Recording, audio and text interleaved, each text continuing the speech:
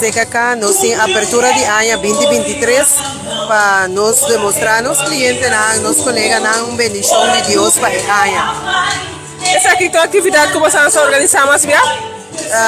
Não constantemente, mas se nós começar primeiro com o Covid, nós fazemos, depois do Covid, isso aqui é primeiro que nós fazemos. Você organiza para todo cliente na certo bloco so e no meio amor como você faz? Sim, é cá completo. Então qual é a reação do cliente na mesa? O cliente anda da hobby entusiasmado para o dia chega e por fim o dia chega, anda contente. Muito bem. Então que atividade mais ou menos que você põe dentro do programa? Eigenlijk está concerto de gospel para bendicionar a Anya. Nós temos diferentes artistas que também vêm. Nós temos Amy Nia Feliz, nós temos Deicho Coco, Juano Coco, Julius Brutus, Vladimir Kleinmuda. Assim, nós temos diferentes gente que vêm bendicionar gratuitamente, nada cooperar com a prisão para bendicionar.